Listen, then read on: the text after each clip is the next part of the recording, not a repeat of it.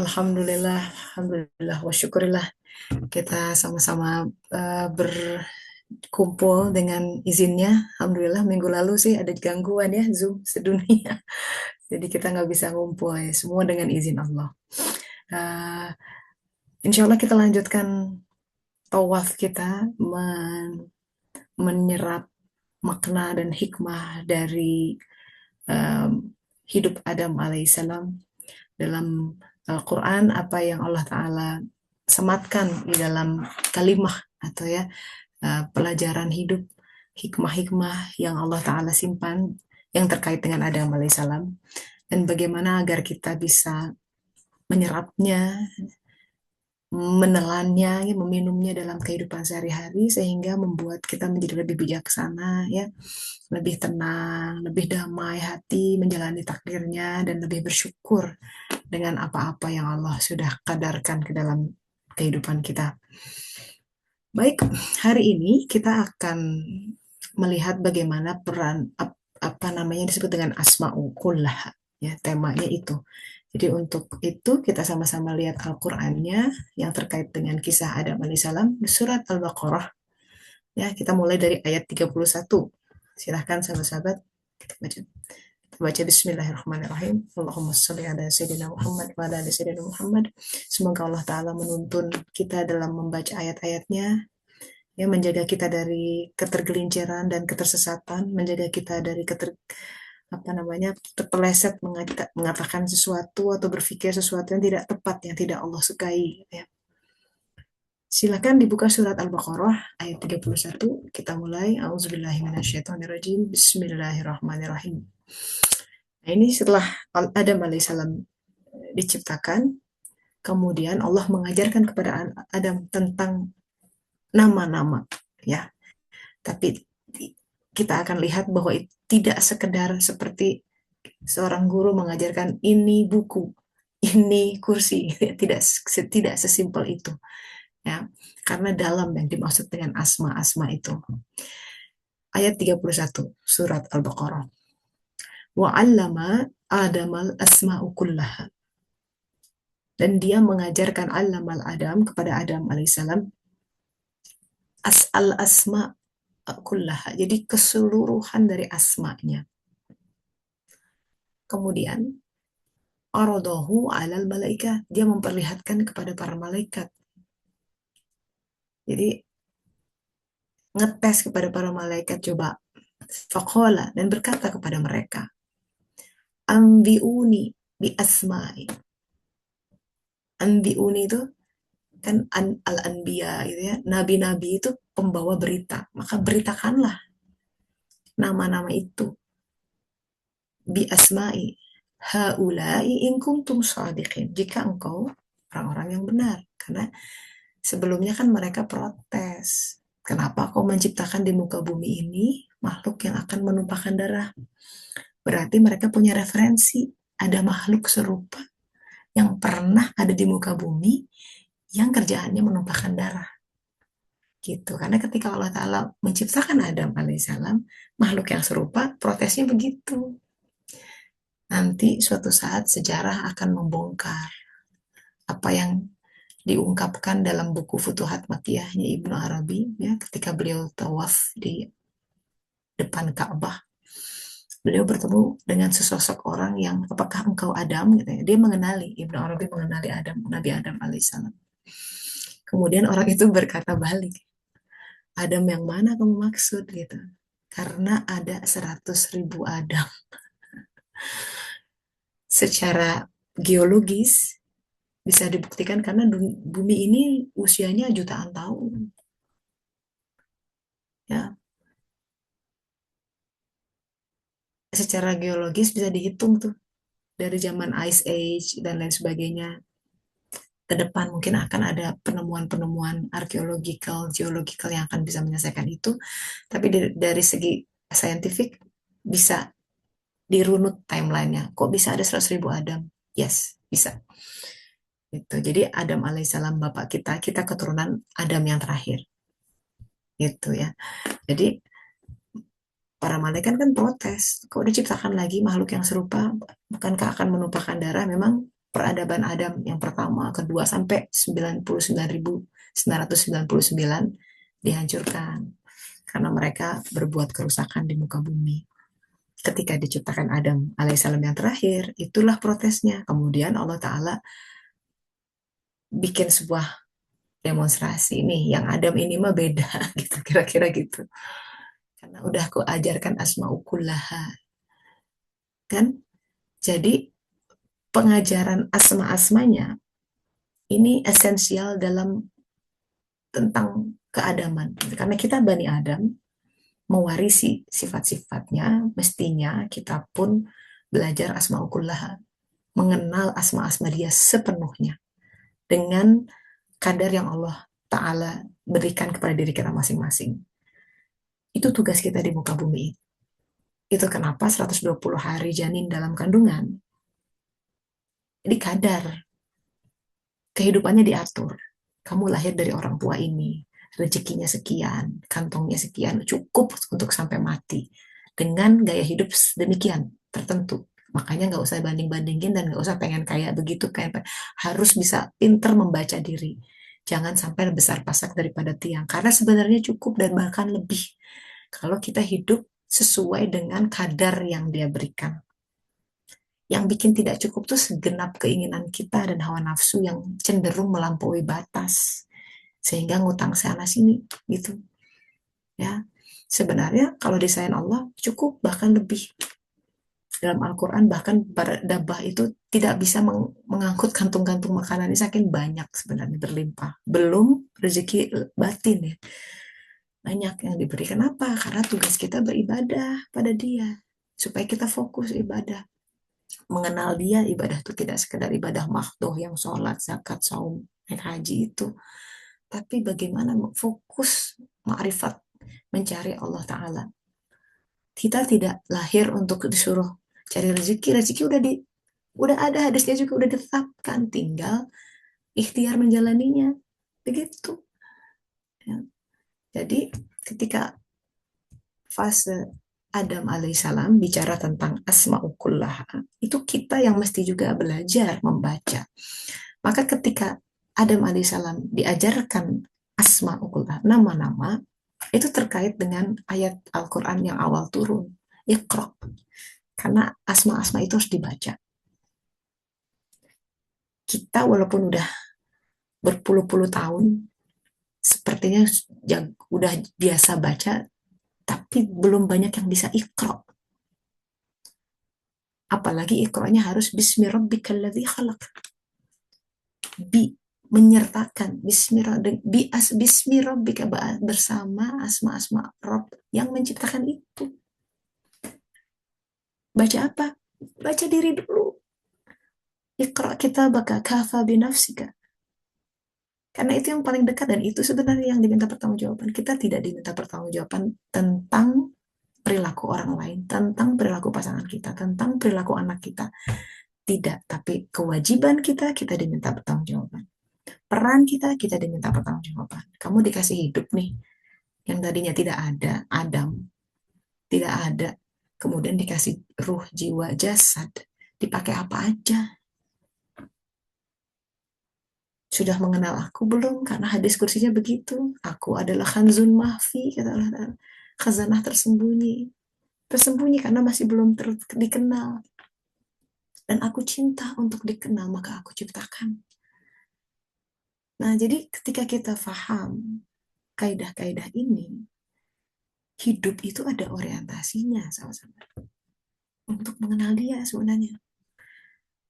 Bukan sekedar ngumpulin ini itu, bukan sekedar meraih ini itu, bukan sekedar bisa membangun rumah, ya, mengumpulkan harta sampai 7 turunan. Itu mah udah ada, jangan, bahkan kalau kebanyakan hisabnya berat. Sahabat Rasulullah SAW yang terakhir masuk surga itu kan yang paling kaya, artinya paling banyak. Bukan berarti tidak boleh banyak, karena sesuaikan saja dengan apa yang dia mudahkan gitu. Tapi bahwa kita hidup itu punya arah dan orientasi, itu yang mesti kita dapatkan. Agar kita tidak pontang-panting gitu tanpa arah. Hidup itu seperti anai-anai berterbangan. Tahu anai-anai ya? Kalau kita bakar sampah tuh kan ada yang terbang-terbang ketiup angin. Kalau lagi isu gini ke sana, isu aneh ke sini. Nggak punya pendirian hidup tuh. Jadi gampang kena oleh kata-kata orang, kamu kok begitu? Oh iya ya, kena tuh dia. Karena dianya tidak kokoh. Kekokohan itu akan datang dari kebersyukuran tentu. Maka itu yang kita minta setiap sholat. Ihdinas siratal mustaqim. Jalan kebersyukuran itu. Selama kita nggak bersyukur, kita akan mudah termakan oleh apa kata orang. Kata orang begini, oh iya ya, jadi sedih gitu. Merasa apa yang dia katakan itu benar, padahal belum tentu benar. Takdir Allah setiap hari itu selalu yang terbaik. Selalu yang terbaik, tidak mungkin. Itu bagian dari asma-asmanya. Ya. Nah, nanti kita lihat dalam surat ini, surat Al-Baqarah ayat 31. Kita baca pelan-pelan ya. Allah Ta'ala memerintahkan kepada malaikat, ambiuni bi asma'i. Beritakan kepadaku tentang asma-asma itu, ambiuni. Terkait dengan Nabi ya, al-anbiya, berita. Jadi beritakan, ya, beritakan kalau engkau as-sadiqin, kalau kau orang yang benar. Jadi orang yang bisa memberitakan tentang asma-asma itu, itulah sadiqin. Ingat surat An-Nisa 69. Golongan sadiqin adalah golongan orang yang masuk, yang ada di atas Siratul Mustaqim. Ulaika ala hudam mir rabbihim. Mereka orang-orang yang diberi nikmat. Empat golongan, nabi-nabi, siddiqin, syuhada, as-salihin. Surat An-Nisa ayat 69. Itulah teman sebaik-baiknya. Kata Allah. Kalau cari sahabat, seminimalnya cari orang-orang saleh. Karena itu membawa kita ke Siratul Mustaqim. Berteman dengan mereka tuh adem, ya, nggak bikin panas hati. Karena ungkapannya, kata-katanya, perilakunya itu penuh bersyukuran. Kenapa? Dia ada di Siratul Mustaqim, jalan kebersyukuran. Which is satu-satunya peran dan tugas tupoksi iblis dan pasukannya adalah dia akan mencegah manusia dari Siratul Mustaqim.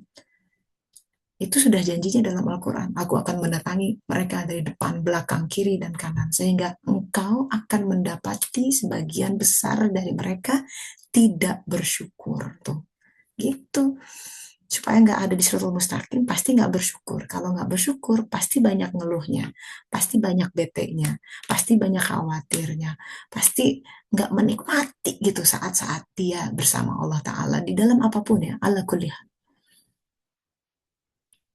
Kalau Nabi kan dalam dalam gelisah, dalam apa, dia hatinya tenang, walaupun dicibir orang, difitnah, dimaki, dilemparin secara fisik, sedih-sedih, tapi hatinya tidak bergerak, dalam arti kekuatan imannya demikian kuat, harus seperti Umar bin Khattab kita tuh.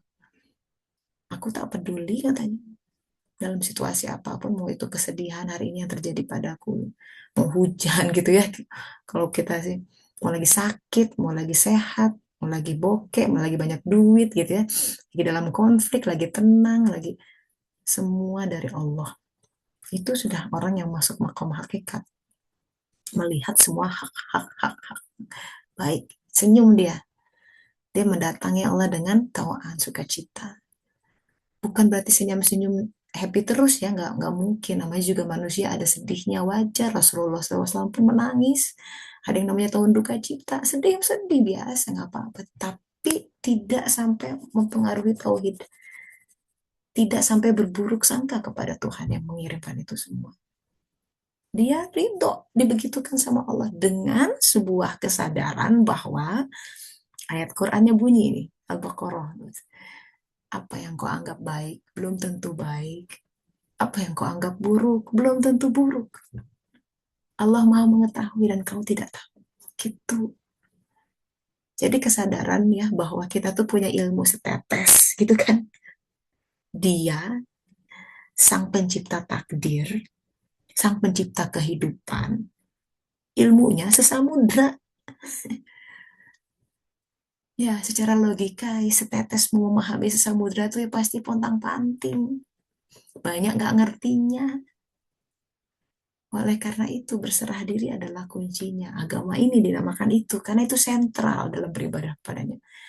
Sudah surrender, berserah diri, aslama. Pokoknya aku percaya. Nggak ngerti nggak ngapa apa, pokoknya aku percaya dia tuh selalu kasih yang terbaik. Pokoknya aku percaya dia akan bukain jalan yang nggak tahu kapan, nggak tahu gimana. Jalani aja dari sholat ke sholat, gitu ya hidup tuh. Berbuat baik, nggak menyakiti orang. Nanti lihat bagaimana pertolongannya datang. As simple as that. As simple as. Tapi mesti sabar, sama-sama. Sabar, sabar ya menjalaninya. Pahit-pahit ya, capek-capek. Nggak apa-apa. Namanya dunia ini memang kawah candra di muka untuk semua hal seperti ini. Kenapa? Karena kita masih ada hijab-hijab hati. Itu yang bikin kita berat menghadapi takdir tuh. Lagi ada yang dibersihin, maka kerasa panasnya. Selama masih ada jejak-jejak makhluk di dalam soder, dalam hati kita.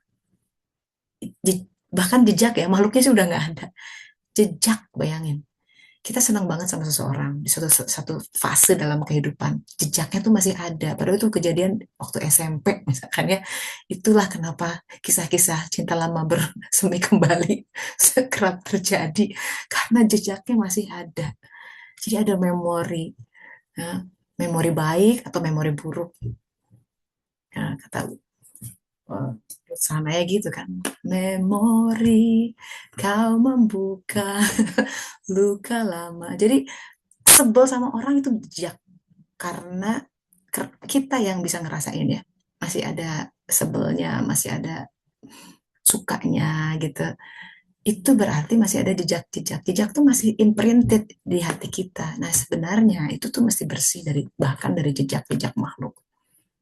Itu makna la ilaha illallah. Karena itu jejak itu bisa jadi ilah kita, sesuatu yang mengontrol kita, sesuatu yang mewarnai perilaku kita, sesuatu yang apa ya, jadi cenderung mengambil keputusan tertentu ya, atau pengen merencanakan sesuatu karena punya jejak itu. Motifnya itu sebenarnya tidak murni lillahi ta'ala karena dia punya jejak-jejak. Itu wah, mungkin triliunan jejak ya kalau sudah puluhan tahun begini ya. Bayangkan betapa kotornya. Jejak-jejak tuh kan kalau dari masjid bekas jejak orang kelihatan kan masih dipel tuh.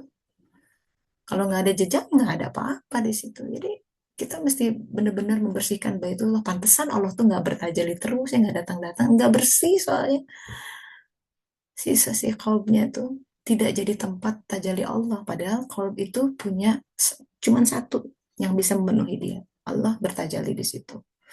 Nah, cara Allah kemudian yang membantu bagaimana Allah Ta'ala bertajali. Kalau Allah sudah bertajali itu tandanya misbah menyala. Begitu. Ya, Ruh Kudus itu. Nah, kisah terkait dengan Asma'ukullah tuh, bayangkan ya, Allah Ta'ala menyimpan kata sidikin di sini. Kalau orang itu sidikin, dia akan bisa membaca asma-asmanya. Setiap kita, sahabat-sahabat, punya potensi jadi sidikin. Mestinya ya. Tidak hanya syuhada, tidak hanya as-solihin. Sidikin. Tapi sangat jarang. Mungkin bisa dihitung jari saat ini, sidikin di muka bumi. Kenapa? Tidak banyak yang bisa membaca bahkan kehidupannya sendiri. Kenapa aku dilahirkan di sini? Kenapa? Kenapa nggak bisa baca? Nggak tanya sama Allah, nggak dekat sama Allah. Karena yang bisa mengajari cuma Allah Ta'ala. Nggak bisa di utak-atik, utak-atik gatu gitu ya baca. Nggak bisa. Harus ikra bismi rabbikal ladzi khalaq. Karena yang menciptakan Allah, Sang Rob. Makanya kita diberi pengetahuan awal waktu di alam alastu. Menrobuka, alastu birobbikum. Nanti ditanya tentang Rob. Dia yang ini apa namanya mengatur itu semua. Kita lihat dulu ke kelanjutan ayatnya. Jadi ketika Allah Ta'ala bertanya kepada para malaikat, sebutkan ambiuni bi asma'i. Nggak bisa jawab mereka. Subhanaka la ilma lana illa ma alamtana. Maha suci engkau. Tidak ada ilmu bagi kami selain apa yang engkau telah ajarkan pada kami. Jadi nggak ketangkep gitu. Akalnya nggak sampai sana. Sesungguhnya engkau yang maha mengetahui lagi maha bijaksana. Kemudian Allah Ta'ala berpaling kepada Adam alaihissalam. Wahai Adam, ya Adam, ambi'uhum bi asma'i. Beritahukan kepada mereka Ya, kabarkan anbiuhum kepada mereka asma-asma itu. Kemudian Adam alaihissalam menyebutkan itu, memberitakan kepada mereka. Kemudian Allah Ta'ala berfirman, Qala alam aqul lakum inni a'lamu ghaibas samawati wal ard. Bukankah aku beritahu padamu, aku mengetahui hal-hal yang gaib di as-samawat, di segenap penjuru langit dan bumi. Dengan kata lain, apa yang Adam alaihissalam katakan itu melingkupi Jabarut, Malakut, Mulk. Karena Allah Ta'ala bicara sama, ya, samawat itu jamak lelangit, bukan hanya satu langit. Nah, jadi ya asma itu terkait dengan kelak dalam gitu. Yang Allah ajarkan tidak sekedar yang fisik asma-asma itu. Ada aspek as-samawatnya, aspek jabarut, aspek mulk, aspek ruh, aspek jiwa dari semua kejadian. Karena semua yang mewujud di muka bumi ini, di semesta, itu dia meminjam dari asmanya.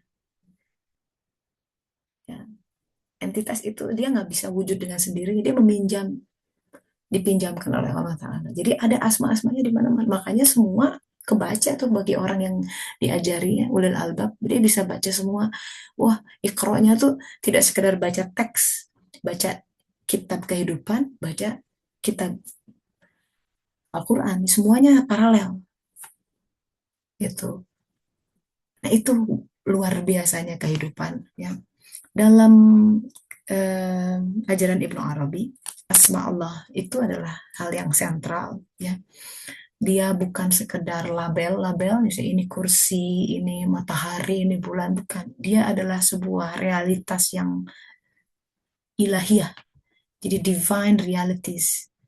Jadi Allah Ta'ala ingin memperkenalkan dirinya, dia sebutin asma-asma. Jadi dia berfungsi asma-asma itu sebagai bridge, sebagai jembatan antara Allah Ta'ala dan kita, makhluknya. Tadi itu, dia ingin membantu kita, sang setetes ilmu, supaya bisa mengenal samudra. Dimulai dari alam yang terjauh. Ya, itu kenapa kita dipinjami raga. Karena sebenarnya entitas kita jiwa nih. Kita tuh bukan makhluk bumi. Ini mah kita alien di sini, nongkrong cuma mampir sebentar. Ya kita we're not supposed to live here forever. Akan ada kematian itu tahu itu. Maka kita harus bersiap untuk itu. Tahu bahwa waktunya nggak lama. Mesti belajar dengan intensif, dengan serius, supaya nggak menyesal akan hal-hal yang luput kita kerjakan. Jadi itu kita mesti belajar. Dari awal udah bilang ikro, oh, tapi lu nggak dibaca gitu ya, karena banyaknya kemakan makan emosi gitu, nggak dibaca gitu bahwa apa yang hadir dibaca tuh gini ya, ada orang teks ngirim WhatsApp nyebelin atau dengar itu harus dibaca, Bismi Rabbika, ini Allah yang ngirim gitu loh. Jadi sekarang ya tipsnya supaya bisa baca, berlatih ya secara mental aja dulu, berlatih berzikir ya, apapun yang terjadi itu Allah yang mengizinkan. Karena nggak mungkin satu atom sehelai daun jatuh bergerak kecuali dengan izin Allah. Tidak ada sesuatu pun dalam universe ini, dalam alam semesta yang dia luput ya dari kuasanya. Yang dia nggak tahu, nggak mungkin. Jadi ketika seseorang ngetuk rumah kita, mengirim sesuatu, berkata sesuatu, berperilaku sesuatu, itu dengan izin Allah. Banjir kemarin dengan izin Allah. Iya, banyak saudara-saudara kita yang kita harus bantu, kita harus doakan. Tapi di balik itu rahmatnya besar. Kan yang paling sulit itu masih bisa tersenyum di tengah himpitan kehidupan. Atau bisa tetap terjaga hati dalam arti bersyukur di tengah apa namanya um, keluangan yang kadang melenakan. Jadi sabar, syukur, tawakal, ridho, udah itu aja mainkan. Di semua hal, empat kartu itu tunjukkan. Stabil hidup kita. Kalau udah kurang sabarnya, kurang syukurnya, kurang tawakal, kurang ridho, mesti sengsara. Gelisah, ini nggak karuan, ya. Rusak itu kalau gelisah, saraf-saraf, marah, ya kan. Mendendam, itu semua take a toll gitu ya. Dia akan seperti bumerang. Jadi kita memaafkan orang tuh bukan sekedar ini, kita saving ourselves ya. Karena itu toxic dendam itu. Kita seperti menyimpan sampah dalam hati kita atau bom waktu yang melumatkan diri kita sendiri. Mendingan bersih. Itu tugas kita itu.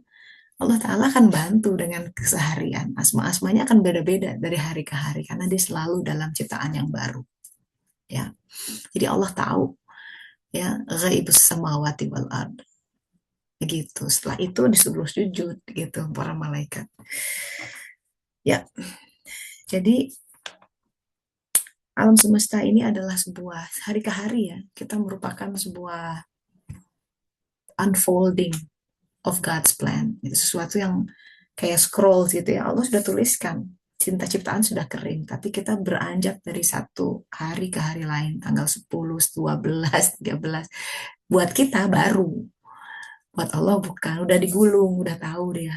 Tahu apa yang terjadi besok, 100 tahun, sejuta tahun dari sekarang, sudah ada ketetapannya. Tugas kita untuk merespon itu semua dengan sebaik-baiknya agar rezeki batinnya kena. Kalau rezeki lahir udah ditetapkan, tapi rezeki batin tergantung kita itu, ya. Jadi akhirnya kalau kita sadar ini semua, asma-asma itu akan membentuk karakter. Makanya Rasulullah SAW dikatakan, aku diutus untuk menyempurnakan akhlak. Itu karakter. Ada yang disebut term namanya takhaluk.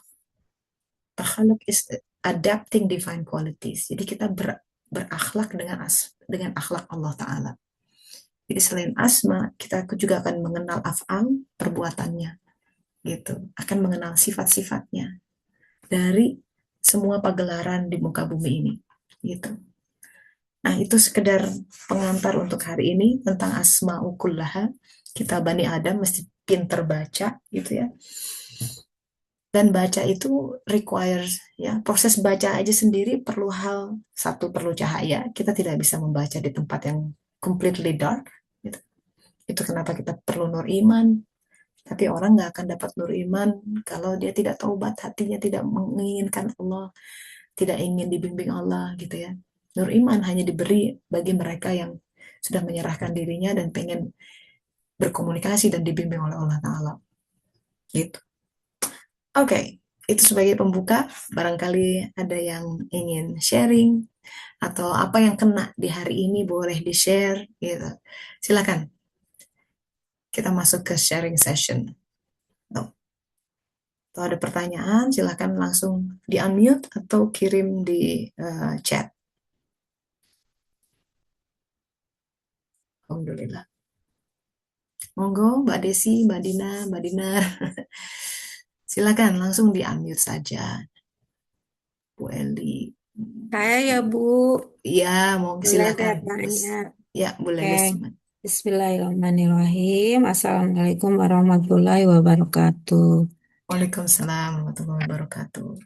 eh Tentang perjalanan hidup, kan perjalanan hidup ini kita harus hakul yakin ya, bahwa Allah itu senantiasa menolong kita gitu. Tapi kan setiap hari kehidupan itu berwarna berbeda-beda. eh Setting hari ini beda dengan setting hari besok mungkin ya, dengan yang kemarin. Nah, itu bagaimana ya caranya agar kita itu bisa tetap melewati setiap settingan itu gitu. Setiap settingan itu dengan yang tadi yang diinginkan. Settingan yang diberikan kepada kita itu diterima dengan senyum, yaitu dengan syukur atau dengan sabar. Nah, nanti mungkin larinya kita mendapatkan rezeki langit yang berupa makrifat kayak gitu ya. Nah, itu Hmm. bagaimana Teh Tesa cara cara agar kita itu bisa melewati settingan itu karena kita tidak tahu kan apa yang akan terjadi besok. Hari ini Hmm. beda, besoknya lagi setiap minggu. Hmm. Nah, kesadaran untuk mendapatkan agar kita bisa memaknai dari setiap settingan kehidupan yang sudah diberikan Allah itu harus seperti apa? Seperti itu. Agar bisa memahami settingan kehidupan harus takwa. Kata Al-Quran begitu. Wattaqullah wa yu'allimukumullah. Hmm. Bertakwalah aku ajari. Maka wajib untuk faham apa itu takwa. Takwa itu dibangun dari iman dan amal soleh. Karena tidaklah Allah Ta'ala memberi iman kepada seseorang kecuali dia harus beramal soleh. Seseorang yang beriman tanpa beramal soleh bagaikan tubuh tanpa kepala, katanya gitu. Jadi cahaya ada, tapi dia tidak berbuat berdasarkan tuntunan yang diberikan lewat cahaya itu. Hmm. Jadi intinya kita harus merespon kehidupan. Amal soleh itu tidak sekedar gerak fisik ya, bukan sekedar hal yang secara Hmm. namanya material bisa dibaca atau ya sabar pun amal soleh, menunggu ketetapannya sama soleh gitu kan, bersyukur itu amal soleh. Jadi amal soleh itu ada amal soleh yang ke dalam yang tidak bisa Hmm. dilihat orang ya, Hmm. sabar, syukur, tawakal itu amal-amal soleh. Amal-amal soleh itu amal yang terhubung sama Allah Ta'ala. Kalau terhubung itu amal-amal yang Allah sukai gitu. Hmm. Amal-amal yang Allah tuntun dengan melalui nur imannya. Makin sering kita menggosok cermin kalbu, cermin kalb ya, makin banyak Hmm. zikir ya, makin Hmm. kalau ada suara-suara dalam pikiran yang buruk-buruk, pikiran yang produktif, astagfirullah, astagfirullah, Buang, ya. Hmm. buang, buang, Hmm. langsung istighfar, ya misalkan, duh jangan jangan, aku kayak, nah makin makin peka tuh. Jadi gini Bu, kalau misalkan, Anak saya, orang tua anak saya. mm-mm. Kita suka cermin atau kaca rumah tuh ya, kalau sering digosok, debu aja udah kelihatan, ya kan? Tapi kalau jarang digosok, kotor, mau noda-noda gitu aja udah, ya. Nah, begitu. Jadi orang tuh makin jernih, cermin kolbnya sedebu yang Allah tidak sukai, udah sensitif dia, udah bisa ngerasa. Ini kayaknya Allah nggak suka nih aku begini. Langsung istighfar. Dulu mah padahal waktu cermin kotor, cerminnya wah belepotan, ngapain itu juga nggak ngerasa salah gitu ya, merasa bener aja karena cermin hatinya nggak bisa membaca itu. Makin cermin hatinya bersih, makin dia sangat menjaga perasaan Allah dan Rasulnya. Jadi kuncinya kita mesti banyak-banyak tazkiyatun nafs, banyak-banyak zikir ya, banyak-banyak sholatnya dikencengin, ditambah surat sunahnya, silahkan saum sunnah kalau perlu, tambah infak sodako dan lain sebagainya gitu-gitu. Plus sabar, syukur menghadapi kehidupan. Itu pun akan menjernihkan cermin. Ya, sabar ngadepin orang rewel. Eh, sabar ngadepin pasangan yang kelakuannya kayak begitu. Sabar dengan kelakuan anak kayak begitu. Sabar, tenang, senyum. Nggak usah gerasa-gersu, nggak usah responsif, nggak usah, wah gitu. Ya, tenang Gak dulu. usah reaktif ya. Ya reaktif yang tenang aja dulu. Oh gitu. Nanti gitu harus tenang.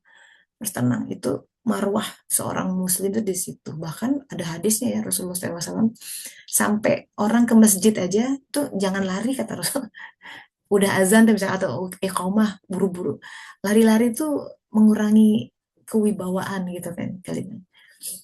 Makanya saya paling nggak suka mepet-mepet gitu ya ke bandara apa. Aduh, ya mendingan karena jalannya masih tenang. Itu mencermin itu, bayangkan ya Rasulullah tuh dalam fisik aja kayak begitu. Sama Rasulullah kalau bicara tentang hadis tuh tidak hanya bicara hal yang fisik ya. Misalkan ketika Rasulullah mengatakan kalau makan tuh ya, makan sesuatu yang dalam jangkauanmu gitu kan. Saya sudah sering bilang kan orang Arab tuh kalau makan ngampar gitu ya. Jadi kalau adabnya, ambil makanan yang dalam jangkauan tangan kita, itu adab loh, hebat. Jadi nggak yang di jauh sana, coba-coba masukin sini. Kayaknya bisa, cuma sebenarnya kurang beradab. Dalam tuh di situ. Artinya gini, seorang muslim itu dididik untuk berdikari, nggak minta tolong orang lain bahkan, ya sebisa mungkin nggak minta tolong. Jadi yang ada aja, yang ada aku angkat. Nah, ya itu mah nasib kalau kita ada di warung Padang yang di depan kita hanya sambal dan lalap. Si ayam pop di sana, di luar jangkauan kita ya. Belajar gitu. Ya, belajar untuk itu kan karakteristik ya, membentuk kayak kita financial plan misalkan. Kita spending sesuai dengan yang kita mampu aja gitu. Kalau nggak perlu, kalau nggak mepet banget nggak perlu ngutang gitu. Itu kartu kredit mestinya nggak usah dipakai. Kalau nggak perlu ya, ngapain utang-utang? Kan nggak perlu ganti handphone misalnya, nggak perlu juga ganti mobil, masih bisa dipakai yang ada. Misal ya, itu termasuk dari karakteristik yang ada dalam itu makan yang ada dalam jangkauanmu. Yang terjangkau setiap orang beda-beda gitu. Ya, jadi bagaimana supaya kita bisa menyelami? Ya minta sama Allah, harus diajarin sama Allah. Tapi hati harus takwa. Tanda takwa silahkan baca banyak dalam Al-Quran. Kita sudah punya takwa atau belum? Ya, ya beriman pada yang gaib, gitu kan di surat Al-Baqarah. Tenang dia kalau alladzina yu'minuna bil ghaib itu salah satu karakteristik orang takwa. Dia beriman pada yang gaib. Yang nggak kelihatan tapi dia tahu Allah sudah ngaturin. Nggak tahu sih duitnya dari mana tapi lihat aja nanti gitu. Artinya kita akan selalu dalam situasi mepet ke mepet yang lain, nggak apa-apa ya. Di situ kita bahkan bisa lebih jelas melihat pertolongan Allah dibanding sekedar menyandarkan diri pada segenap rencana kita. Oh tenang, aku punya gaji ke-13 tanggal sekian, asuransi cair tanggal sekian. Itu mah, makanya kata Ibnu Arabi gini, salah satu tanda orang takwa, dia akan menerima rezeki tak terduga. Kalau gaji bulan mana udah terduga, bisa dihitung. Ya, nggak terduga. Artinya dia nggak tahu dari mana, tiba-tiba ada gitu. Nggak tahu jalan keluarnya seperti apa, tiba-tiba. Nah, banyak tiba-tibanya gitu. Itu indah. Di situ hari Tuhan. Kita bisa melihat dan merasakan Allah Ta'ala lebih jelas ma'rifatnya dibanding kita tertutup oleh asbab, sebab akibat. Oh, aku bisa bayar karena aku punya ini, punya itu. Si itu biasa nolong, ya, dan lain sebagainya. Gitu. Walau alam. Oh, ya, Nuhun ya, teh ya. sami-sami. Alhamdulillah. Silakan yang lain. Mau ada Om waktu. teh, Iya, Waalaikumsalam warahmatullahi wabarakatuh, Mbak. Gini, iya, iya, iya. Jadi terkait tadi membaca eh, setiap tanda yang eh, setiap kejadian yang dihadirkan pada kita. Jadi ceritanya tuh eh beberapa hari yang lalu tuh badan tuh udah memang ngerasa udah kayak nggak fit gitu ya. Tapi mm, dan dan beberapa itu dok, aduh ya gembukan ya dok gitu ya. Tapi itu bagi saya ya alhamdulillah yang penting saya mendapatkan rizki batin itu ya yang sangat ini ya. Kalau dulu mungkin saya begitu dia omong gendut udah saya udah panik lah. Kalau sekarang itu nggak sensitif tahu. tuh kaum perempuan bicara Kalau masalah berat badan. Ya. ya, oke. Nah terus eh, tapi kemudian yang membuat saya terhentak itu ketika saya bangun sholat tahajud. Biasanya kalau kalau udah bangun nih, udah biar gitu ya, bisa berdiri dan ke kamar mandi untuk wudhu. Nah itu terus sudah biar gitu, udah seger. Ini kok udah nyampe lagi di ini kok ngantuk ya saya gitu. Oh. Wah nggak bener nih. Ini ini ada something yang nggak ini gitu. Sedih gitu saya. Kok saya udah duduk itu terus saya ngantuk gitu. Beneran begitu pagi-pagi tuh saya udah langsung ke rumah sakit ke rumah sakit tempat saya bekerja ke lab gitu nggak pakai mandi gitu ya. Eh, terus saya cek semua cek gula darah cek fungsi itu semua dan beneran dong semuanya menjulang gitu ya. Oh, alhamdulillah, saya ditunjukkan gitu ya. Dan kemudian kan harus melakukan ini ya. Itu jadi, tapi saya bersyukurnya saya terhentaknya itu, aduh saya nggak mau kalau saya nggak bisa sholat tahajud gitu ya. Saya ingat dulu beberapa setahun mungkin ya, atau ya setahun yang lalu itu saya bermasalah dengan punggung ya. Itu saya bisa sembuh dari itu ketika saya mohon, ya Allah, izinkan saya itu bisa sujud, bisa bisa menekuk kan kalau punggung itu, waktu itu punggung saya bener-bener nggak Hmm. sakit banget dan nggak Waduh, bisa, kebayang. iya, nggak bisa Masya Allah. nggak bisa Hmm. ini, nggak bisa kemana-mana itu bawa bawa bantal bantal untuk Hmm. menyangga punggung itu ya. Dan kemudian eh, udah kemana-kemana dan pada satu titik, ya Allah izinkan saya untuk bisa sujud Sujud dengan ya. ini. Itu kan Heeh. ternyata sujud itu Ternyata ya hal itu yang hal sehari-hari, ya sehari Allah, itu benar-benar pemberian. pemberian ini gitu ya. Mm-mm. Nah, dan terus kemudian ini saya begitu, ya Allah izinkan saya, Hmm. semuanya boleh Engkau ambil, tapi izinkan saya bisa bisa sholat, bisa ini dengan bisa berdekatan denganmu itu dengan khusyuk gitu. Itu Mm-mm. yang kemudian saya melakukan, saya ingat dulu MH itu bilang, "Untuk menahan nafsumu ini, udah untuk ngajarin nafsumu, kalau kamu suka pecel, kamu jangan makan pecel, kamu makan rawon." Jadi makan sesuatu yang nggak Masih kamu nggak enak. suka. Nah Oh, gitu bener. ya. Walaupun itu Aku rawon, tapi masih kalau suka nggak rawon. suka itu kan nggak Iya, enak iya, ya. iya, betul, Nah betul, betul. gitu. Atau kalau kamu suka rawon, makan pecel, makan yang kebalikannya. Itu untuk mendidik nafsumu gitu ya. Baru saya ingat ya, Ya. ini sekarang tuh karena karena darah juga harus di-maintain, kolesterol di-maintain. Nah, kemarin-kemarin itu memang saya agak gini ya, memang kalau kita diberi sedikit aja ke lapangan itu sudah mulai agak Liar ngawur. hawa nafsu. Iya, Ya. hawa nafsunya itu, syahwatnya itu, oke yang lain bisa, makanan nih gitu ya. Ah. Makanan tuh udah ngawur, terus, Hmm. ya sayur itu kan basically nggak enak, jadi akhirnya nggak disentuh. Nah sekarang dong gitu, Ah. sekarang tuh bener-bener kalau kalau puasa itu kita sudah dalam pikiran kita, "Oh aku puasa, artinya sudah, eee, akan dapat, oh Tuhan melihat saya, ya itu beda tipis gitu ya, puasa kita itu nanti pada saat maghrib, wah udah menyiapkan makanan yang kita suka gitu ya. Nah itu kemarin tuh kayaknya saya begitu. Jadi sekarang itu tidak puasa karena saya harus melihat, kadar gula darah, tapi itu kayaknya mulut itu flat, karena saya nggak bisa lagi, karena Hmm. kopi. Nah kayaknya ilah saya itu yang lain lagi adalah kopi ini. Itu kayaknya sudah Kebayang. menjadi, kalau nggak ada kopi itu kayak kayak nggak hidup. Ya, ya, ya, 1 ya. hari, 2 hari itu, oh ya Allah begini ya caranya mendidik mendidik. Saya ingat, Ah.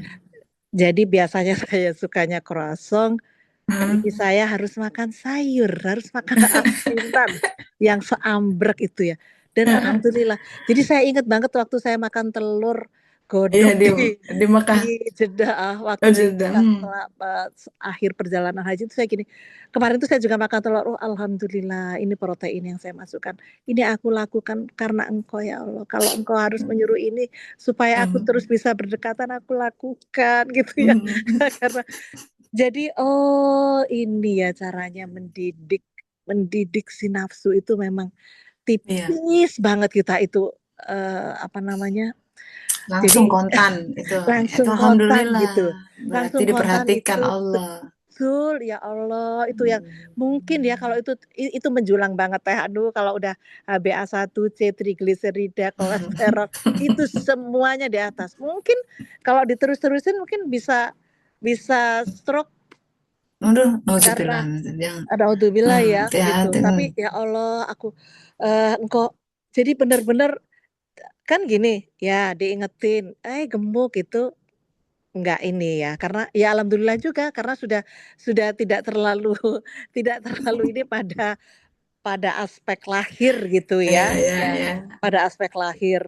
Tetapi diingetinya dong pada saat, nah lu ya lu kalau nggak atur itu nanti kamu nggak bisa deket sama aku, tidak mengatur nafsumu, egomu gitu ya.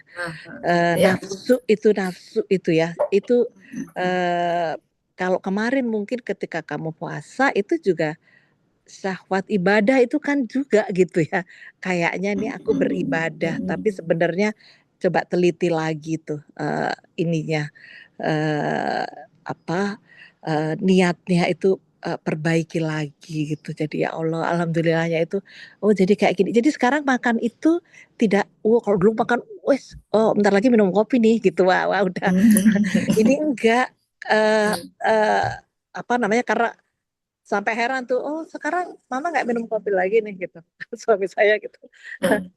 Ya sementara ini biarlah oke, jadi minum air putih aja dulu sekarang gitu. Jadi ya Ya, Allah, itu jadi alhamdulillah ya. itu benar-benar Tuhan kasih Ya, membaca yang toib. membaca yang toyib, benar Ya, membaca karena yang kita harus jadi toyib. sejarah toyibah, kan? Iya, benar-benar itu. Pohon yang toyib itu, kalau nggak gitu, si akarnya tercerabut. Betul, iya, Kalau akar iya, tercerabut, ya nggak akan ada han merentang orang ambruk pohonnya. Nggak akan iya, merentang di langit ya. iya, iya, Ya, iya, jadi supaya pohon diri kita nggak ambruk, dimulai dari raga kita nggak ambruk ya. Jadi ya, saya kan pengen ibadah tuh enak, iya. sujud-sujud gitu ya. Dan satu Kan lagi enak. mungkin ya Teh ya, mungkin Tuhan mau ajarin surga itu kan katanya bertingkat-tingkat memang ya. Surga yang tingkat Betul. paling rendah itu ya surga makanan. Itu Hmm, kalau kamu nggak kepengin ketemu si raja di rajanya itu, ya udah dikasih makan-makan aja gitu ya. Iya, Oh, ini kayaknya Tuhan mau iya, makanan tuh nikmatnya ya segitu-gitu aja iya, gitu. Ada satu nikmat lagi nanti yang akan semoga Tuhan akan iya, memberi tahu jauh. Yang kita nikmat nggak yang punya jauh. imajinasinya. Iya, Mata tidak pernah betul. Mata memandang, telinga tidak tak pernah. pernah mendengar. Jadi Betul. kita nggak punya imajinasi tentang itu. Iya, Tapi iya, ada iya, iya. jauh lebih. Jauh Itu. yang itu dijanjikan gitu ya untuk mereka yang Betul. mereka benar-benar ingin bertemu gitu ya. Jadi Ya, bukan bukan beribadah hanya karena untuk bisa makan enak, bisa betul, betul, betul, betul. Jadi ya itu di antara tips untuk menaklukkan hawa nafsu, kita melakukan hal yang sebaliknya. betul.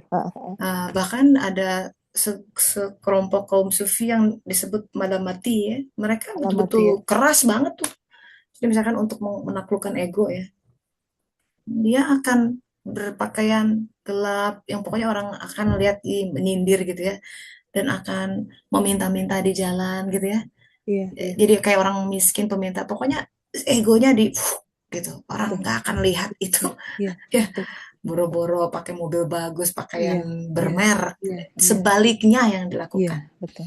Jadi kalau misalkan kita masih punya keterikatan pada, aduh aku pengen masih suka Iya, branded ya, iya, caranya iya, iya, menghancurkan hawa nafsu itu, iya. pakai tuh beli di pasar Pakai. baru Betul, ya, nggak pakai merek-merek yang betul, kodian, betul. Iya, berani nggak pakai ke iya, pesta atau betul. ke Ah, ya, dan tanpa hati jadi minder. iya, iya, Nah betul. gitu, Ah, atau tanpa ah, hati bangga, itu juga nggak iya, boleh, bangga betul, dalam kesederhanaan. betul. Iya, Itu ironi ya kan, itu kita yang bisa ngerasain, yang tadinya bangga nih, ini apa namanya, aku gitu loh, merasa aku orang penting gitu ya, kalau turun dibukain pintu red carpet nggak boleh. Tidak, tidak, tidak ya, dihindari itu semua karena tahu hatinya masih senang dibegitukan gitu. Itu salah satu hal yang bisa kita mendidik hati supaya nggak, itu tadi ya, supaya nggak ada jejak-jejaknya gitu dalam hati. Jejak itu sesuatu yang kotor ya. Kan kalau kita ke rumah orang Jepang kan dibuka sepatunya ya kan, supaya nggak ada jejak-jejak lumpur. Kita banyak jejak-jejak perkataan orang, perilaku orang. Jejaknya baik yang baik, yang buruk ya. Tapi dua-duanya bisa menyimpan sesuatu. Jadi kita bisa demikian melekat sama kebaikan seseorang, tapi itu menjadikan ilah. Bayangan, bayangin ya itu ya. Itu sampai nggak boleh tuh kayak gitu juga. Kita seneng banget sama seseorang, nggak boleh berlebihan tuh. Sampai kita jadi nggak subjektif gitu. Nggak objektif maksudnya. Nah itu, jadi bagaimana halusnya ya perjalanan ini, bagaimana panjangnya untuk bisa sekedar la ilaha illallah, untuk betul-betul menjadikan Allah sebagai ilah kita. Ternyata masih triliunan ilah-ilah lain di dalam hati ini. Kita nggak tahu, Allah tahu every single detail. Namanya apa? Maka takdir kehidupan itu fungsinya adalah menunjukkan ahwal, ya, keadaan kita dari saat ke saat. Jadi do not shoot the messengers. Kalau ada orang nyebelin, kita sebentar astagfirullah. Jangan aku nih kayak begini nih kelakuan. Gitu ya dalam hati. Apa ya kok Allah mengizinkan dia begitu sama aku? Sebentar-sebentar. Nah gitu. Mestinya gitu kalau suluk tuh. Salik ya dia akan kontemplasi dulu sebelum nyerang orangnya. Kan dia gak bener, apalagi ngajak orang lain untuk sama-sama menyerang. Oke, bisa balas dendam, tapi kehilangan kesempatan untuk belajar. Itu Allah sedang menunjukkan apa? Karena semua itu sebenarnya harusnya jadi cermin buat hati kita. Ya, sampai kepada ya ada hadis mengatakan, jadi engkau akan dilanda oleh musibah. Tanda afdol iman, imannya udah afdol. Ketika engkau mengalami musibah yang bukan diakibatkan dari hatimu. Jadi kebanyakan musibah yang kita lalui itu sebenarnya dipancing oleh hati kita. Kita pelit, tiba-tiba ban gembos, mobil rusak, sekian juta mesti keluar. Karena kita tidak baik dalam memanage, nggak minta tolong Allah dulu, misalkannya dalam keuangan, nggak amanah, dikeluarin sama Allah, ditarik. Sini, kok tarik, sini, kebersihin. Gitu. Ya, itu kehidupan tuh hebat ya, hebat banget, hebat banget. Aduh, hebat. Dunia ini cermin besar, 3 dimensi yang selalu membawa kita tafakur. Maka mesti baca. Karena apapun yang terjadi dari kita, itu asma-asma dia yang sedang mengejawantah termanifestasi. Itu ya kira-kira pelajaran kita tentang kisah Adam alaihissalam terkait asma'ukullah. Mesti dibaca dulu. Namanya baca ya, bukan bereaksi, bukan doing. Gitu. Baca tuh kontemplasi banyak. Makanya tafakur sesaat lebih baik dari 100 rakaat sampai kayak begitu derajatnya. Baca, baca. Ini apa ini yang sedang Allah hadirkan. Jadi banyak diamnya, banyak kalemnya, banyak menunggu, banyak zikirnya. Ya Allah, ini kenapa Allah hari ini kenapa ini diizinkan begini, ya Allah, sebentar, sambil zikir sambil dijalani gitu ya, harus ikhtiarnya mesti apa, jalani gitu, nanti terbuka pelajaran-pelajaran, nanti diteteskan tuh pemahaman-pemahaman. Tadi Bu Lelis nanya gimana, nanya itu, tanya terus, karena dia akan senantiasa merespon. Cara dia mengajarkan akan tergantung dari kesediaan ya, kesiapan akal kita dalam menyerap. Kan itu tadi, setetes ilmu, pengen belajar sesamudra. Kan gak mungkin sebrok, seember langsung, kan belagapan kita. Pelan-pelan ditetesin, ditetesin, tetes, tetes. Karena kapasitas kita belajar setetes demi tetes. Nanti kalau makin tinggi cahaya akalnya ya, seiring dengan keberserah dirian, seiring dengan jihadnya, ya amal soleh, dibuka kerannya makin banyak, makin deras, tetes, tetes, lama-lama ngalir, alirannya kecil, lama-lama deras. Orang yang seperti itu kategori ulama dalam sebenar-benarnya ulama, orang yang berilmu karena diajarin oleh Allah. Orang yang seperti itu kalau meninggal, dikatakan dalam hadis, ditangisi oleh burung-burung dan ikan-ikan di lautan. Bayangkan, padahal orangnya tinggal di gunung, tapi gunung seorang ya makhluk lain bisa merasakan keberkahan kehadirannya, apalagi manusia. Gitu ya. Itulah mereka yang kemudian menjadi abadi kekal. Yang kalau pulang sama Allah Ta'ala, Allah bakalan tersenyum. Meluk orang itu, welcome, selamat, kamu sudah berbuat bagus dalam kehidupan. Kau telah merespon semua yang kuberikan dengan tepat, karena kau nurut aku. Gitu. Ya, ingat, kehidupan ini dia yang punya. Maka bagaimana cara meresponnya? Tanya dia. Karena dia paling tahu respon yang terbaik. Ingat surat Al-Baqarah tadi, apa yang kau anggap baik belum tentu baik. Jadi rencana kita yang kita anggap, wah kayaknya keren nih, rencana belum tentu.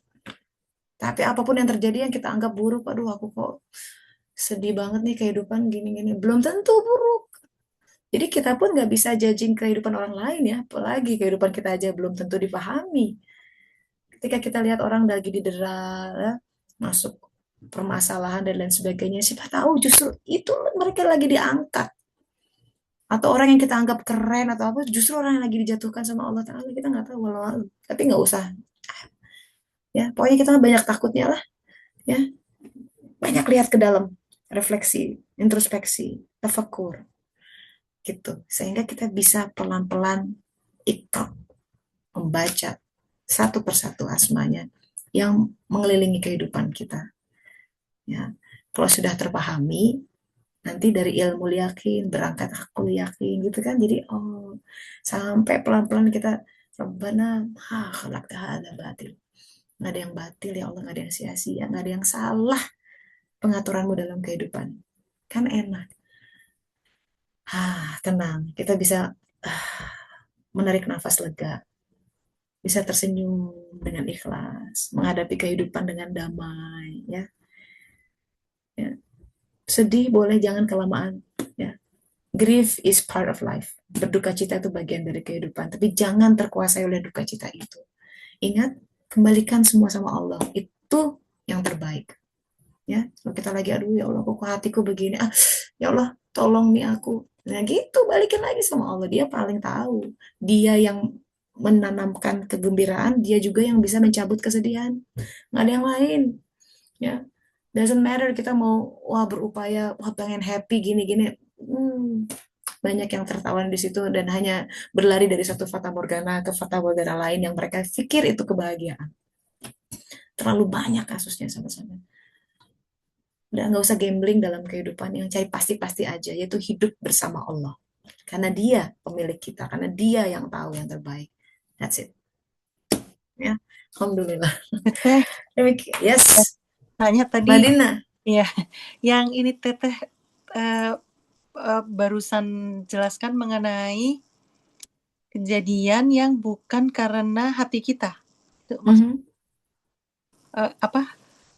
Bencana. Ya, Ya, itu jadi musibah yang ya. itu level-level ya para Rasulullah, ya Rasulullah misalkan dilempari Oh, itu bukan dari hatinya yang kotor, karena oh, memang itu Allah menghendaki ya, ya. beliau ya nabi-nabi, para Oh, wali karena terkena mereka juga musibah kehidupannya itu ya, berat, full on berat it, sekali, yang semalam ini. nabi-nabi itu paling berat Iya, iya. Oke. ya, Ya, tapi bukan karena keburukan yang ada di hati mereka. iya, iya, Gitu, karena Allah ingin mengajarkan, makanya mereka sabar aja ngadepin, iya. gitu ya, sabar aja ngadepin ya gitu. Nabi Jirjis, waduh dia ancur-ancur, padahal dia orang kaya yang kalau mau ya apa namanya fasik gitu asik-asik aja gitu, tapi dia memilih enggak habis-habisan hidupnya. Nabi Ayub, banyak nabi-nabi. Coba kalau baca, bahkan Nabi Sulaiman itu menderita dalam tanda kutip ya, diuji oleh anak-anaknya, sedih Bu. Sedih sekali Mbak. Anak-anak itu perang-perang habis-habisan itu setelah beliau. Pas sedih. Jadi orang tua tuh kan sedih kalau lihat anak-anaknya bertengkar ya. Bertengkar ya. Ini perang loh. Bunuh-bunuhan. Ada ujian. Jadi setiap orang ada. Setiap nabi, justru level nabi ujiannya paling tinggi. Gitu. Ujian kita mah gak ada apa-apanya. Makanya ketika seorang sahabat mengeluhkan kehidupan, Rasulullah marah tuh. Gusar gitu, wajahnya berubah. Ya. Marahnya Rasulullah tuh diam tapi kelihatan. Kamu, kalau kita sih udah kamu itu ya gitu. Dulu ada orang-orang yang mempertahankan hanya sekedar bilang la ilaha illallah, nggak mau dilepas tuh kalimat itu, dan dia suruh kamu bilang beriman pada dewa ini, nggak mau. Dia memilih dihukum mati dan hukum matinya mengerikan. Dimasukkan tong dari puncak bukit dengan paku segede-gede gini sampai ke bawah udah jadi daging cincang. Sakit, mengerikan. Kita mah dibandingkan mereka para martir, para syuhada, kita tidak nggak ada threat yang real sebenarnya, nggak ada ancaman yang real. Kebanyakan ancaman kita tuh dari pikiran kita sendiri, ya dari kekhawatiran yang nggak ada, realitasnya nggak ada itu. Kita gimana kalau gitu kan? Gimana kalau tuh nggak ada sebenarnya. Nanti gimana itu nggak ada juga, belum terjadi. Tapi udah bikin kita deg-degan. Dan celakanya dalam tanda kutip ya, tubuh kita tuh nggak bisa bedain imajinasi kita itu benar atau enggak. Pokoknya begitu kita berpikir seperti itu, hormon akan merespon. Wah, kita bahaya nih ya, bahaya. Itu namanya stres, stres kronis. Makanya banyak yang sakit gitu. Secara fisiknya udah kena, belum lagi hati. Di titik itu kita sedang tidak bersyukur karena kebanyakan termakan oleh kekhawatiran kehidupan yang belum kejadian kok. Ngapain? Nikmati aja yang ada yang sekarang. Nanti gimana? Lillahi ta'ala. Terserahkan kepada Allah. Yang penting aku sudah ikhtiar optimal, ya, sudah mencoba berbicara, sudah mencoba bekerja, sudah mencoba mencari. Ya, kita harus tahu optimalnya seperti apa, ukur dengan kapasitas kemampuan kesempatan masing-masing, ya, supaya tidak hawa nafsu. Itu suluk, sahabat-sahabat. Be in the world but not of the world. Kita harus berjalan di muka bumi ini karena harus jadi khalifah fil ard, harus memanage semua yang apa Allah hadirkan dalam kehidupan kita dengan baik dan benar. Tapi hati hanya bilang seolah hanya untuk Allah. Ya, itu. Insya Allah. Jadi eh, nikmati kehidupan di setiap detiknya, di setiap nafasnya, di setiap langkahnya. Panggil dia terus. Panggil dia terus. Nanti saksikan bagaimana dia menolong kita. Ya, disebut syuhada. Ya, orang yang menjadi saksi Allah sejati karena dia terus-menerus melihat pertolongannya datang. Artinya banyak hal yang dia nggak tahu gitu dari mana. Oh, kok bisa ya, kok bisa, banyak banyak kagetnya gitu. Itulah rezeki tak terduga. Itu indahnya kehidupan. Jadi jangan kecil hati dengan hal-hal yang aduh nggak tahu kemana. Dulu saya suka merasa tabu ketika berkata aku nggak tahu mesti gimana. Itu kayaknya helpless banget dan nggak punya upaya. Tapi sekarang saya I'm settled with that karena saya seorang hamba. Saya nggak tahu. Ya, tapi nggak taunya tuh bukan yang saya nggak tahu, kan beda tuh nadanya. Nggak tahu, tapi Allah bakal ngeluarin keluarkan jalannya. Tunggu aja, tunggu. Sabar ya. Pokoknya itu tadi kartunya gunakan sabar, syukur, tawakal, ridho sama apapun yang dia tetapkan dari hari ke hari. Be happy, be happy. Ya, no one, nothing. Ya, harusnya nggak ada seseorang, nggak ada suatu keadaan pun yang bisa mencerabut kebahagiaan itu, kecuali kita izinkan mereka melakukannya. Unless we allow them to. So do not let anyone, ya, jangan biarkan seseorang apapun perkataannya, apapun perilakunya mencabut kebahagiaan itu dari hati kita. Karena itu bahagianya buat milik kita sama Allah. Ya, jangan sampaikan makhluk mengganggu itu. Gitu. Happy happy aja, ya. Tauan, bersuka cita dalam dipanggil oleh Allah. Ini kita lagi unfolding nih kehidupan. Bersyukur apa yang ada. Satu nafas tuh, satu hari tuh pemberian. Begitu udah meninggal ya, sudah selesai jasad ini, banyak nyeselnya nanti. Aduh, coba aku dulu begini, coba. Itu ayat Qur'annya banyak. Apa yang paling disesalkan? Kesempatan beramal soleh. Ya, so stay fokus dengan amal soleh. Jangan terlalu banyak kiri kanan kiri, fokus. Ya, kita tuh kurang fokusnya kebanyakan. Itu yang bikin kita jadi kurang mensyukuri kehidupan. Fokus dengan apa yang ada dari saat ke saat, dari waktu ke waktu, dari satu waktu sholat ke yang lain. Itu live a life so simple, ya. Nah, semoga Allah Ta'ala karuniakan kepada kita pengetahuan yang hak, ya, menjaga kita dari ketergelinciran, ya. Silahkan kembali lagi ke dunia masing-masing, sahabat-sahabat, dengan penuh kebersyukuran, ya. Semoga bermanfaat pertemuan kita. Kita tutup sama-sama dengan doa akhir majelis. Subhanaka Allahumma wa bihamdika asyhadu an la ilaha illa anta astaghfiruka wa atubu ilaik. Alhamdulillahirabbil alamin. Terima kasih. Saya pamit dulu ya. Mari, assalamualaikum warahmatullahi wabarakatuh. Terima kasih. Silakan. Terima kasih. Mari.